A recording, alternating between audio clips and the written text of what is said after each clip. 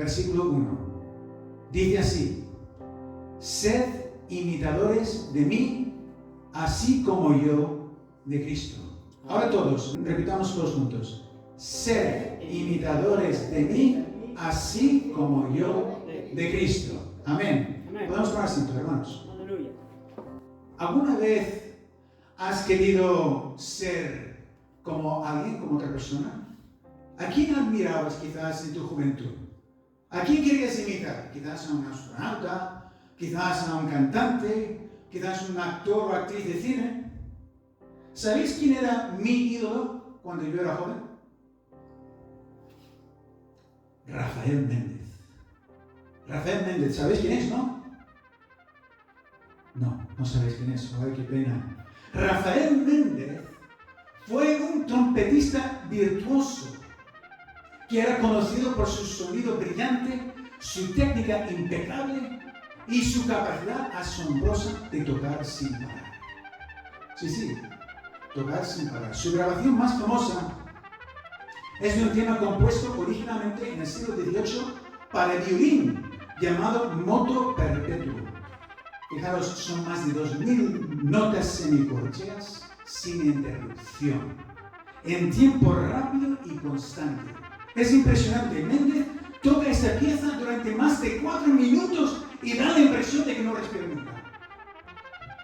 Es verdad, pero lo consigue combinando ciertas técnicas, las técnicas de lo que ya se llama doble lengua y respiración circular, que él perfeccionó y que casi nadie más ha conseguido igualar. La prensa de su tiempo lo llamaba el mejor trompetista del mundo, por encima de Louis Armstrong o Dizzy Gillespie, que eran también trompetistas renombrados de su época. Sin duda, Rafael Méndez era alguien digno de imitar y de hecho creó escuela.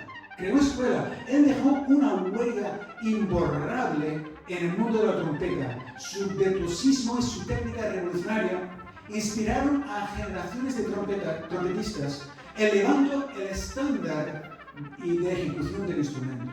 Además, su capacidad para tocar pasajes extremadamente rápidos, con claridad y precisión, fue admirada y estudiada por músicos de todo el mundo. Así que, bueno, mi padre ponía constantemente los discos de Méndez, soy de la época de los vinilos, para que yo los escuchara. Y luego yo entraba en mi cuarto y tocaba mi trompeta, ese instrumento que a veces oís. Tocaba mi trompeta intentando emularlo. De hecho, yo practicaba 1 hora cada día. 1 hora cada día que simplemente sería una agonía para mi familia que me escuchaba.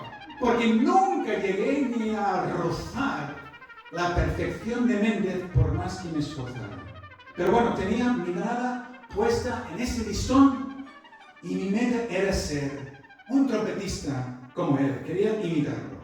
Luego, en la universidad, me convertí en Cristo y me di cuenta de que si hay alguien que es verdaderamente digno de admirar y merece ser imitado en todo, ese alguien es Jesús de Nazaret. De hecho, Jesús mismo decía a la gente: sígueme.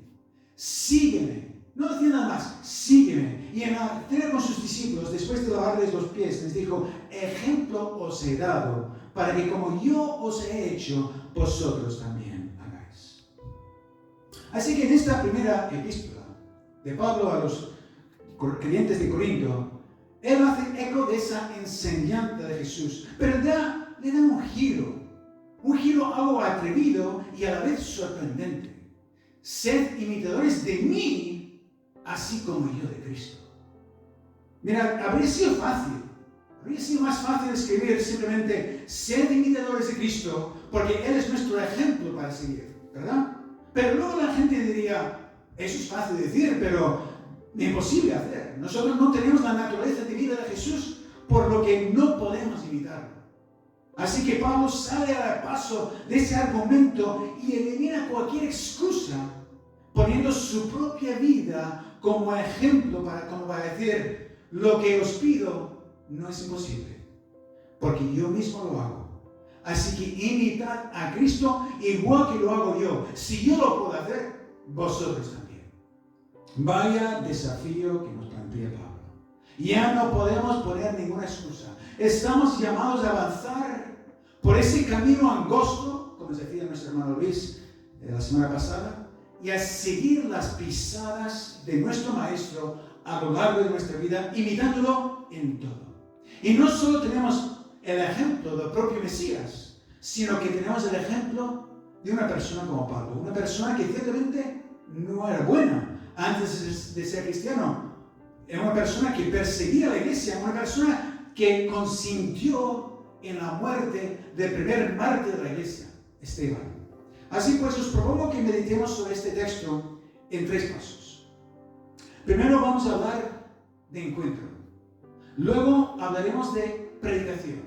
Y finalmente consideraremos cómo la vivencia de Pablo es algo a imitar.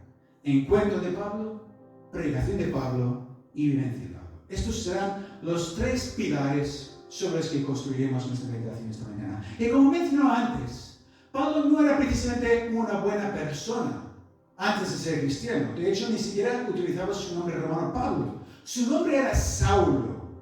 Y no solo era judío de nacimiento, sino fariseo instruido a los pies de Gamaliel, un rabino influyente y miembro del Sanedrín.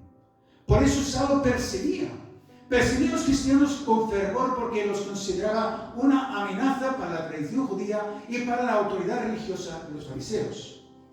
Y no se contentaba con perseguirlos solo en Jerusalén, sino que pidió cartas para poder ir a Damasco a casi 300 kilómetros de distancia a fin de llevar presos a los cristianos que hubiera allí hasta la capital. Pero fue en ese camino tan equivocado, donde todo cambió para Saulo. De repente Saulo fue rodeado por una luz cegadora y escuchó una voz que decía: Saulo, Saulo, ¿por qué me persigues? Ese encuentro personal con Jesús supuso un cambio radical para Saulo. De pronto se dio cuenta de que el camino que él perseguía era la verdad.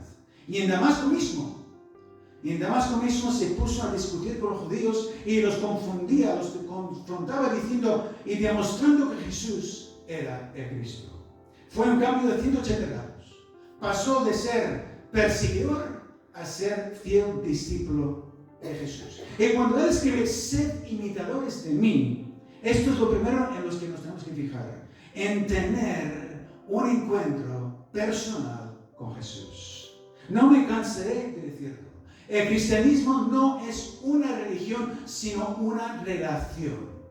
No es una religión, es una relación. Los cristianos somos personas que tenemos una relación personal con Cristo. Quizás no hemos visto a Jesús con nuestros ojos. Quizás ni siquiera hemos llegado a escuchar su voz de forma audible como Pablo. Pero sabemos que Jesús resucitó de la muerte, ascendió al cielo y desde allí Él nos escucha y responde nuestras peticiones. Además, Jesús nos ha legado el Paracletos, ¿verdad? El Consolador que Él prometió que estaría con nosotros siempre. Es decir, el Espíritu Santo que viene a morar en nuestros corazones en el momento en que le recibimos como Señor y Salvador en nuestras vidas. De manera que tenemos relación con Jesús a través de su Espíritu Santo que mora en nosotros y que en ciertos momentos podemos sentir. Y que además ese Espíritu Santo que mora en nosotros nos da la fuerza vital necesaria para ser fieles discípulos, para imitar a Jesús en todo. De eso trata el cristianismo, de vivir en comunión con Jesús y dejar que ese encuentro de tú a tú nos transforme día a día. No es una religión, es una relación, un encuentro personal con Jesús. No se trata de acumular mucho conocimiento académico o intelectual, se trata de conocer verdaderamente a Jesús y entablar una relación personal con Él. Por eso Jesús dice a la iglesia de Laodicea en el capítulo 3 de Apocalipsis: he aquí, yo estoy a la puerta y llamo. Si alguno oye mi voz y abre la puerta, entraré a Él y cenaré con Él y Él conmigo. Esa es la relación que hay que tener con cada uno de nosotros. Y la pregunta es: ¿has respondido tú a esa llamada? ¿Puedes decir tú que tienes una relación personal con Jesús? Porque si hasta hoy no es así, yo te invito a invitar a Saulo y a tener un encuentro personal con ese Jesús que te ama profundamente a pesar de todos tus errores. Seguramente estás en un camino equivocado, igual que lo estaba Saulo, pero Jesús quiere venir a tu encuentro y cambiar tu amargura en gozo, cambiar tu presión en libertad, cambiar tu preocupación en paz. De hecho, Él quiere cambiar tu destino y ofrecerte la seguridad de ir al cielo. Así es que hoy es el día. Hoy es el día que tu camino a Damasco puede ser convertido en tu camino al cielo. El mañana no nos pertenece, pero hoy puedes tomar la decisión de responder a ese llamado de Jesús y abrir la puerta de tu corazón para recibirlo allí, para que su Espíritu Santo more en tu interior. Pero fíjate que ese encuentro personal con Jesús no se limita a uno solo. No es un solo encuentro. Ese encuentro de Jesús con Saulo en el camino de Damasco solo fue el primero de muchos. No es que Saulo volviera a tener una experiencia como esa, pero a partir de ese momento, la vida de oración de Saulo experimentó un cambio radical. Porque como fariseo su oración estaba estructurada, en retos establecidos, en ciertos momentos del día, mañana, tarde y noche, y en ciertas circunstancias cotidianas, como a despertarse, a comer, a acostarse. Pero después de ese primer encuentro con Jesús, en el camino de Damasco, Saulo pasó de recitar oraciones ritualizadas a una vida de oración constante, basada en la comunión directa con el Espíritu Santo que moraba dentro de él. Él dice en su carta a los creyentes de Éfeso: no ceso de dar gracias por vosotros, haciendo memoria de vosotros en mis oraciones. ¿Lo ves? No ceso. Una vida de oración intensa, constante, no ritualista. Y también dice en su carta a los tesalonicenses: orad sin cesar, dad gracias en todo. Es decir, no se trata de recitar rezos 3 veces al día, o cuando te levantes o cuando te acuestes. Se trata de un encuentro personal con Dios en la persona de Jesús en todo momento, a través del Espíritu Santo que mora en ti. Y si surge alguna circunstancia contraria, él dice a los filipenses: por nada estéis afanosos, sino sean conocidas vuestras peticiones delante de Dios en toda oración y ruego con acción de gracias. Y asimismo en su epístola a los creyentes de Roma, él enfatiza el papel del Espíritu Santo en su vida personal de oración. Y de igual manera el Espíritu nos ayuda en nuestra debilidad. Dice: pues ¿qué hemos de pedir como conviene? No lo sabemos, pero el Espíritu mismo intercede por nosotros con gemidos indecibles.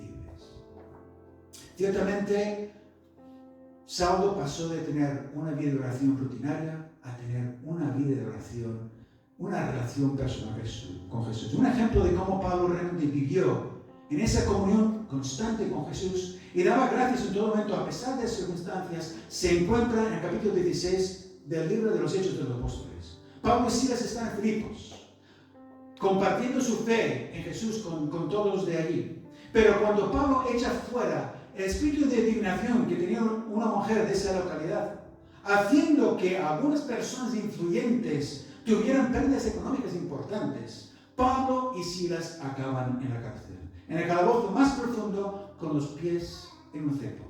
Y leemos: y a medianoche, orando, Pablo y Silas cantaban himnos a Dios.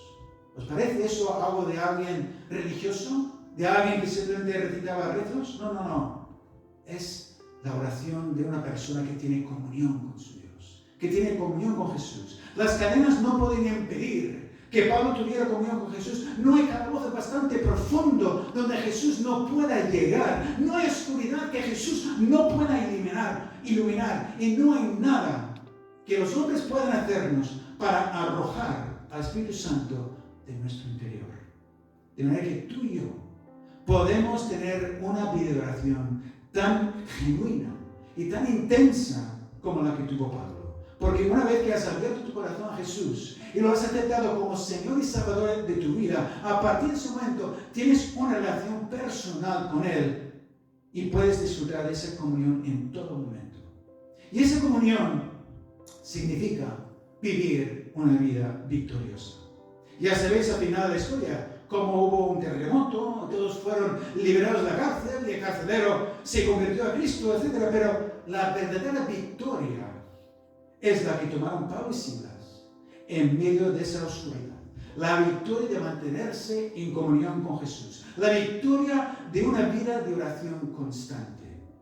Ciertamente debemos de imitar a Pablo en esto porque Pablo estaba imitando a su vez a Jesús en cuanto a esa oración constante y comunión permanente con Dios, ¿verdad? ¿Cuántas veces leemos en los evangelios que Jesús madrugaba antes de amanecer para buscar a su Padre Celestial en oración? ¿Cuántas veces Jesús se apartaba de las multitudes para estar en comunión con su Padre? Y si Jesús necesitaba buscar esa comunión constante con su Padre Celestial, ¿cuánto más nosotros? Así pues, tomando a Pablo como referencia humana, imitemos a Jesús y cultivemos una vida de oración genuina, evitando la vana palabrería y buscando construir esa relación personal día a día, momento a momento. Muy bien, basta lo dicho sobre el primer pilar que hemos dicho de encuentro. Y pasemos a considerar la segunda cuestión, la predicación de Pablo. Las instrucciones de Jesús no podían ser más claras. Id por todo el mundo y predicad el Evangelio a toda criatura. Estas fueron las instrucciones de Jesús una vez resucitado. De la misma manera que Jesús dedicó los últimos años de su vida a anunciar la llegada del reino de Dios después de su encuentro en el camino de Damasco, Saulo o Pablo dedicó su vida a predicar, a proclamar el mismo Evangelio. Empezó ahí mismo, en Damasco, como hemos dicho, donde se encontraba cuando experimentó ese cambio tan profundo en su ser. Pero luego volvió a Jerusalén y Dios lo llevó a su tierra natal, Tarso, capital de la provincia Cilicia. Y después de un tiempo, Bernabé fue a buscarlo y llegó de Tarso a Antioquía, de la misma provincia. Y desde allí Pablo partió para realizar 3 viajes misioneros. Primero por Chipre y Asia Menor, luego llegando hasta Galacia y Macedonia y finalmente llegando hasta Grecia en el tercer viaje. También hizo un 4º viaje hasta Roma, pero en ese caso fue llevado preso. Aún así, Pablo no cesó de predicar el Evangelio a toda criatura. Y las epístolas suyas que tenemos en el Nuevo Testamento son fruto de esos 4 viajes. De hecho, Pablo es el expositor por excelencia del Evangelio puro, sin mezclas de judaísmo ni de ningún otro sincretismo. Cuando los gentiles empezaron a creer en Jesús, durante ese primer viaje, por ejemplo, de Pablo y Silas, surgió una duda de si era necesario circuncidarlos y que esos nuevos creyentes gentiles siguieran la ley de Moisés. Esta cuestión no intranscendente surgió después de ese primer viaje misionario de Pablo y Bernabé y fue tratada por los líderes reconocidos de la iglesia primitiva en Jerusalén, incluyendo personas como Pedro, Jacobo, Pablo y Bernabé, lo que se relata en el capítulo 15 del libro de los Hechos. En este caso, Pablo y Bernabé no tuvieron que hacer nada más que simplemente contar las maravillas que Dios había obrado entre los gentiles durante su viaje por toda Asia Menor. Y se acordó en ese primer concilio de Jerusalén, que es como se suele llamar, que la salvación es por gracia y no por obras de la ley. Así que escribieron una carta a los creyentes gentiles diciendo: porque ha parecido bien al Espíritu Santo y a nosotros no imponeros ninguna carga más que estas cosas necesarias, que os abstengáis de lo sacrificado a los ídolos, de sangre, de ahogado y de fornicación, de las cuales cosas, si os guardareis, bien haréis, pasando bien. Sin embargo, este acuerdo que fue enviado en esta carta a Antioquía y luego entre todas las iglesias, no fue de todo bien recibido por todos, y algunos llamados judaizantes siguieron insistiendo a los creyentes gentiles para que se circuncidaran y siguieran la ley de Moisés. Por eso Pablo tiene que salir a paso de esa tergiversación del Evangelio en sus epístolas, especialmente en Romanos y en Gálatas, donde dice: mas si aún nosotros, un ángel del cielo, os anunciare otro Evangelio del que os hemos anunciado, sea anatema. Sea anatema. Y luego diserta largamente sobre la justicia que es por gracia, el pacto de Dios con Abraham, que es antes de la ley de Moisés, y la ley que fue nuestro ayo para llevarnos a Cristo, todo para defender el Evangelio puro sin aditivos humanos. El Evangelio puro. Así que haremos bien en imitar a Pablo. haremos muy bien en citar a Pablo defendiendo el evangelio puro y proclamándolo doquier que vayamos, a familiares, compañeros, vecinos. Pablo llega a decir, porque no me avergüenzo del evangelio, porque es poder de Dios para salvación a todo aquel que cree, al judío primeramente y también al griego. Así que yo me pregunto, ¿nos avergonzamos nosotros de proclamar el evangelio? Más bien, el mundo debería avergonzarse de sus pecados y de su obstinación en desobedecer a la voluntad de Dios. Y nosotros debemos abanderar el evangelio y proclamarlo a los 4 vientos, igual que lo hizo Pablo, a lo ancho y largo del Imperio Romano. Imitemos pues a Pablo, porque él es un fiel imitador de Cristo, quien predicó su mensaje sin tapujos, incluso ante sus enemigos más acérrimos, hasta que finalmente lo llevaron a la cruz. Que nada ni nadie nos detenga en nuestra misión de predicar el evangelio a todas las naciones. Amén. Muy bien, hemos visto ya el segundo pilar anunciado, la predicación de Pablo. Pasemos pues a mostrar el tercero y último de los pilares, la vivencia de Pablo. La vivencia. Porque si bien es importante predicar el evangelio, para que muchos crean en Jesús, todavía es más importante ser nosotros transformados por ese evangelio. Mira, me encanta una frase que solía decir mi pastor. Decía, predica el evangelio siempre y a veces incluso con palabras. A veces incluso con palabras. Es decir, muchas veces el ejemplo de nuestra vida es ya de por sí una proclamación del evangelio y de la obra de Dios en nuestras vidas. Una muestra de esta verdad es el testimonio, por ejemplo, de Adán Santos Ramírez. Un hombre que bebía mucho, llevaba una vida desordenada. Pasaba los fines de semana en bares, descuidando a su familia y sumergiéndose en un ciclo de excesos. En 2014 su esposa falleció debido al cáncer y este suceso lo llevó a hundirse aún más en el alcoholismo. Sin embargo, un día una persona lo llevó a una iglesia y allí escuchó un mensaje de Isaías 5:11. ¡Ay de los que se levantan en la mañana para seguir la embriaguez, que se están hasta la noche hasta que el vino los enciende! Este versículo lo impactó profundamente. En un momento de desesperación, él clamó a Dios pidiendo ayuda, lo cual marcó el inicio de su conversión a Cristo. Desde entonces Adán dejó el alcohol y empezó a vivir con una paz y una estabilidad que antes no conocía. Su cambio de vida fue tan evidente que su familia, amigos, compañeros de trabajo comenzaron a notar la diferencia. En su trabajo en el hospital, los enfermos y sus familiares percibían su actitud de esperanza y consuelo, y eso los llevaba a preguntarse por qué él era tan diferente. Sin que él les predicara directamente, su testimonio silencioso inspiró a muchos a reflexionar sobre su propia fe. Y ese es precisamente el primer aspecto. El primer aspecto de nuestra vida que debe cambiar cuando el evangelio empieza su obra en nosotros. La fe. La fe.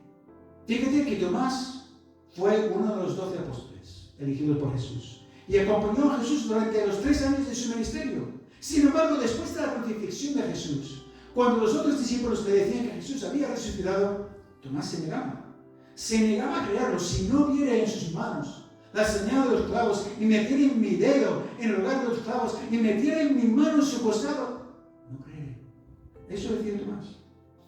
Pues bien, una semana más tarde, estaban reunidos los discípulos otra vez y esta vez Tomás estaba presente. Entonces, a pesar de las puertas cerradas, se presenta a Jesús resucitado y le dice a Tomás, pon aquí tu dedo y mira mis manos. Y acerca tu mano y métela en mi costado. Y no seas incrédulo, sino creyente. No seas incrédulo, sino creyente. La vida humana se caracteriza por la incredulidad. Pero la vida eterna impartida por Jesús se caracteriza por la fe. La fe en la persona y obra de Cristo Jesús. Fíjate cómo expresa Pablo en su epístola a los Gálatas. Con Cristo estoy juntamente crucificado y ya no vivo yo, mas vive Cristo en mí. Y lo que ahora vivo en la carne, lo vivo en la fe del Hijo de Dios, el cual me amó y se entregó a sí mismo por mí. Lo vivan en la fe del Hijo de Dios. Esa es la clase de fe que el Evangelio genuino, puro, produce en nosotros una confianza confianza plena en el amor de Dios manifestado en la persona y obra de Cristo Jesús, y por la cual tenemos plena seguridad de salvación. Como dice Pablo, hermanos, justificados pues por la fe, teníamos paz para con Dios por medio de nuestro Señor Jesucristo. Por la fe. Y también dice los Efesios, porque por gracia sois salvos por medio de la fe. Y esto no de vosotros, pues es don de Dios, no por obras para que nadie se gloríe. Así que la pregunta es, ¿qué clase de fe tienes tú? ¿Tienes fe quizás en tus propias obras? ¿O tienes fe en la obra redentora de Jesús a nuestro favor en la cruz? ¿Tienes fe en el evangelio puro que predicaba Pablo? ¿O tienes fe en la ciencia, en las ideologías humanistas de la sociedad o alguna religión? Recuerda que Pablo no practicaba ninguna religión, sino que mediante la fe disfrutaba su relación personal con el Jesús resucitado, el Mesías profetizado en el Antiguo Testamento y manifestado al mundo hace 2000 años. Esa es la clase de fe que el Evangelio debe producir en ti y en mí. Una fe que abraza el amor de Dios y descansa en la seguridad de salvación que Jesús, y solo Jesús, nos ofrece mediante su muerte y resurrección. Ahora bien, en segundo lugar, el Evangelio no solo nos cambia de ser incrédulos a ser creyentes, sino que nos transforma a imagen y semejanza de Jesús. Sed imitadores de mí, así como yo de Cristo. Esta frase resume la esencia de la vida de Pablo, llegar a parecerse a Jesús en cuanto a carácter se refiere, en cuanto a perspectiva se refiere, en cuanto a conocimiento se refiere. Él dice a los corintios, por tanto nosotros todos, mirando a cara descubierta como en un espejo la gloria del Señor, somos transformados de gloria en gloria en la misma imagen como por el Espíritu del Señor. Ciertamente Saulo, el perseguidor de la iglesia, fue transformado en el apóstol Pablo, defensor ultranza de la fe cristiana y paladín del Evangelio por todo el Imperio Romano. ¿Puede haber un ejemplo más claro de transformación? Es en ese sentido que nosotros debemos seguir su ejemplo y ser transformados por el poder de Dios en la persona que Dios quiere que seamos, no la persona que otra persona quiere que seamos, no la persona que quizás un amigo quiere que tú seas, no, la persona que Dios quiere que seamos. Para ponernos otro ejemplo más reciente, y es un ejemplo poderoso de la transformación que Dios puede efectuar en nuestras vidas, es el ejemplo, el testimonio de Javier Holguín. Este hombre de Ecuador luchó con la homosexualidad durante 34 años. 34 años, se dice rápido. Y varias veces quiso quitarse la vida. Se sentía sucio, se sentía triste y vacío y no quería seguir viviendo. Pero el 27 de septiembre de 2019, este hombre tuvo un encuentro personal con Cristo y fue liberado completamente de esa cadena que le había atado y oprimido durante tanto tiempo. Él mismo cuenta su testimonio. Su testimonio de transformación en YouTube. Una transformación profunda y gozosa, porque no hay límites. No hay límites a la transformación poderosa que Dios puede efectuar en nosotros hasta que todos lleguemos a la unidad de la fe y del conocimiento del Hijo de Dios, a un varón perfecto a la medida de la estatura de la plenitud de Cristo, como dice Pablo a los Efesios. Esa es la meta. Y cada día Dios está quiere efectuar esa transformación en todo aquel que acepta ser discípulo de Jesús. Muy bien, por último, el Evangelio nos pide que tengamos la misma disposición que tuvo Jesús cuando oraba en el huerto de Getsemaní. Padre, si quieres, pasa de mí esta copa, pero no se haga mi voluntad, sino la tuya. Ciertamente Pablo imitaba a Jesús en esto porque estaba dispuesto a sufrir si la voluntad de Dios lo requería. Él mismo lo cuenta a los Corintios en su segunda epístola, cuánto sufrió.